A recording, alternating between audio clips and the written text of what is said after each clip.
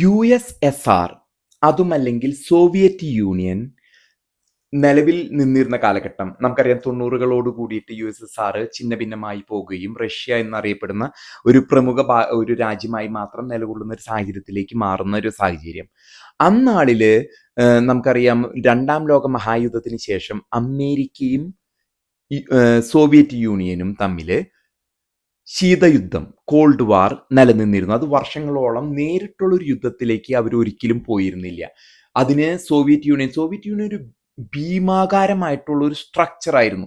അന്ന് അമേരിക്കൻ ഡിഫൻസിന് പിടിച്ചു നിൽക്കാൻ പറ്റാത്ത പോലും ന്യൂക്ലിയർ ബോംബ്, അതൊരു ഒരു ക്രൈസിസ് 60കളിൽ ജോൺ എഫ് കെന്നഡിയുടെ ഒക്കെ കാലഘട്ടത്തിൽ പോലും ഈ ക്യൂബൻ മിസൈൽ ക്രൈസിസ്, ഫ്ലോറിഡയിൽ നിന്നും 90 നോട്ടിക്കൽ മൈൽ അപ്പുറേ സ്ഥിതി ചെയ്യുന്ന ക്യൂബയിൽ ഫിഡൽ കാസ്ട്രോ അധികാരത്തിലിരിക്കുമ്പോൾ സോവിയറ്റ് യൂണിയൻ അവിടെ ന്യൂക്ലിയർ ബോംബുകൾ വിന്യസിക്കുകയും അമേരിക്കയ്ക്ക് വലിയൊരു ത്രെറ്റ് ആകുകയും ചെയ്തിരുന്ന ഒരു വക്കിൽ വരെ ഒരു ന്യൂക്ലിയർ യുദ്ധത്തിന്റെ വക്കിൽ വരെ എത്തിയിരുന്ന ഒരു സാഹചര്യം അന്നാളില് നിലനിന്നിരുന്നു. എന്നാലും അത് യുദ്ധത്തിലേക്ക് പോകാതെ നയതന്ത്ര നീക്കങ്ങളിലൂടെയും ചർച്ചയിലൂടെയും അത് പരിഹരിക്കുകയായിരുന്നു അന്നാളിൽ നടന്നത്. ഒരുപക്ഷെ ജോൺ എഫ് കെന്നഡിയെ കൊന്നത് പോലും, ടെക്സസിൽ വെച്ച് വെടിവെച്ച് കൊന്നത് പോലും റഷ്യൻ കൈകൾ അതിൽ പ്രവർത്തിച്ചിരുന്നു എന്ന് വരെ അതിന് വ്യക്തമായ ഇതുകൾ, ഓസ്വാൾഡ് എന്നുള്ള ഒരു വ്യക്തിയുടെ പേരൊഴികെ വേറെ ആരാണ് അതിന് പിറകിൽ പ്രവർത്തിച്ചിരുന്നത് എന്ന് ഇന്ന് വരെ ആർക്കും അറിയില്ല. അപ്പൊ ഒരു വലിയ രാജ്യമില്ലാതെ ഒരു പ്രസിഡന്റിനെ വെടിവെച്ച് കൊല്ലാൻ സാധിക്കില്ല. ഒരു എതിർപക്ഷം ആരാണ് എന്ന് നോക്കുമ്പോൾ സോവിയറ്റ് യൂണിയൻ ആണ്. അന്നാളില് അമേരിക്കയും റഷ്യയും USSRും നേർക്കുനേർ നിന്നിരുന്ന സാഹചര്യത്തില് യുദ്ധത്തിൽ പോകുന്നതിന് പകരമായി എങ്ങനെ ഈ രാജ്യങ്ങളെ അസ്ഥിരപ്പെടുത്താമെന്നാണ് രണ്ട് രാജ്യങ്ങളിലും ഇരുന്നിരുന്ന അധികാര കേന്ദ്രങ്ങൾ ചിന്തിച്ചിരുന്നത്.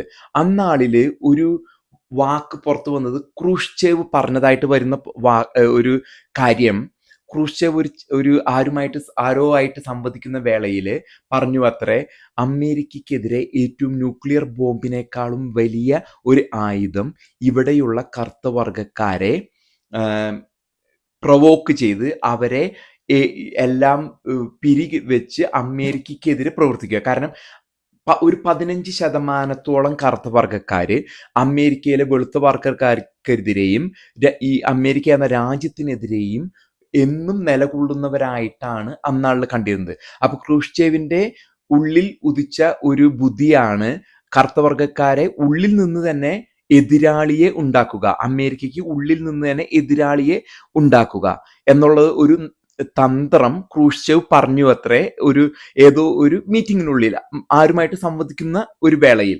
അതേപോലെയുള്ള ഒരു സാഹചര്യമാണ് ഇന്ന് ഇന്ത്യയിൽ നിലനിൽക്കുന്നത്. ഇന്ത്യയിൽ ഇന്ന് ഒരു 10 ദശലക്ഷം, ഏകദേശം ഒരു 10 കോടി ജനങ്ങള് ബംഗ്ലാദേശികളാണ്. അതായത് നമ്മൾ ബംഗാളികളിൽ നിന്ന് നമ്മുടെ കേരളത്തിലും അതിന്റെ പ്രസൻസ് ഉണ്ട്. മൊത്തം രോഹിംഗ്യ മുസ്ലിംസ് എന്നൊക്കെ പറഞ്ഞ് നമ്മൾ കേൾക്കുന്ന അഭയാർത്ഥികൾ എന്ന വ്യാജേന ഇന്ത്യയിൽ കടന്നുകൂടിയ ബംഗ്ലാദേശികൾ. അപ്പോൾ ഇന്ന് ബംഗ്ലാദേശില് ഇന്ത്യക്കെതിരെയുള്ള ആക്രമണങ്ങളും ന്യൂനപക്ഷങ്ങൾ, ക്രൈസ്തവരും ഹൈന്ദവർക്കും എതിരെ ആക്രമണങ്ങൾ നടക്കുന്ന വേളയിൽ ഇന്ത്യ അതിന് ചുറ്റുവട്ടത്ത് നോർത്ത് ഈസ്റ്റേൺ സ്റ്റേറ്റ്, നമ്മുടെ ബംഗാള്, കൽക്കട്ട, ആസാം, മിസോറാം, സിക്കിം, അതിന് നടുക്കാണ് നമ്മൾ മാപ്പ് എടുത്ത് നോക്കുമ്പോൾ ബംഗ്ലാദേശ് ഇരിക്കുന്നത്, ഇന്ത്യയുടെ ഒരു സംസ്ഥാനം പോലെ. അത്തരം ഒരു സ്ഥലത്ത് ഇന്ത്യക്കെതിരായിട്ട് ഒരു ഈസ്റ്റേൺ പാകിസ്ഥാൻ എന്നറിഞ്ഞപ്പെടുന്ന 1971 യുദ്ധത്തിൽ ഇന്ദിരാഗാന്ധിയുടെ കാലഘട്ടത്തിൽ പാകിസ്ഥാനെ ഈസ്റ്റേൺ പാകിസ്ഥാനായിട്ട് വേർപ്പെടുത്തിയിരുന്ന സമയത്താണ് ഈ ബംഗ്ലാദേശ് എന്ന രാജ്യം 1971 രൂപീകൃതമാകുന്നത്. ആ ഒരു സ്ഥലത്ത് ആരാണ് മുഹമ്മദ് യൂനുസിനെ കൊണ്ടിരുന്നത്?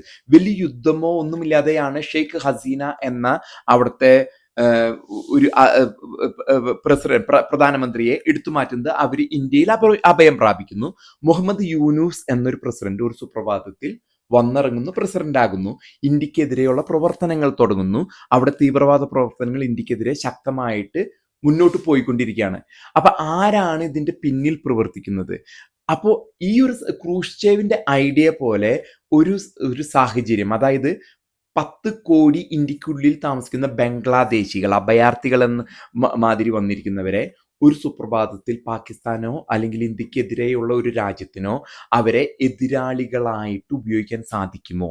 പണ്ട് ക്രൂഷ്ചേവ് കറുത്തവർഗക്കാരെ അമേരിക്കയിൽ എതിരാളികളായിട്ട് അമേരിക്കയ്ക്കെതിരെ ഉപയോഗിക്കാമെന്ന് ചർച്ച ചെയ്ത പോലെ ഇന്ത്യക്കുള്ളിൽ ബംഗ്ലാദേശികളെ ഒരു ശത്രുക്കളായിട്ട് അവിടെ 10 കോടി ജനം എന്ന് പറഞ്ഞാൽ വലിയൊരു സേനയാണ്.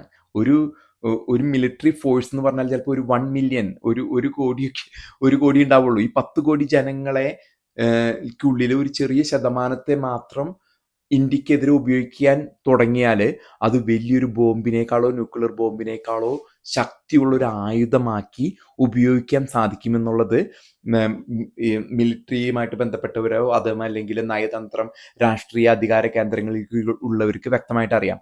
അപ്പം അങ്ങനെ ഒരു സാഹചര്യം ഇന്ത്യയിൽ ഉണ്ടാക്കിയെടുക്കാനുള്ള സാധ്യത ഉണ്ടോ എന്നാണ് ഇന്ന് പലരും ചർച്ച ചെയ്യുന്ന ഒരു വിഷയം. കാരണം ബംഗ്ലാദേശികൾ അത്രമാത്രം നമുക്കറിയാം ഇന്ത്യയോടുള്ള പ്രതിബദ്ധത എത്രമാത്രമായിരിക്കാം. അവരുടെ ഇന്ത്യൻ ജനാധിപത്യത്തോടോ അവർക്ക് ഒരു പ്രതിബദ്ധത ഉണ്ടാകാനുള്ള സാധ്യത കുറവുള്ളതുകൊണ്ട് ഒരു ടൈം ബോംബാണോ ഇന്ത്യക്കുള്ളിലെ അഭയാർത്ഥി എന്ന വ്യാജേന വന്നിരിക്കുന്ന ബംഗ്ലാദേശികൾ എന്നുള്ളത് നമ്മളെല്ലാവരും ചിന്തിക്കേണ്ട ഒരു വിഷയമാണ്.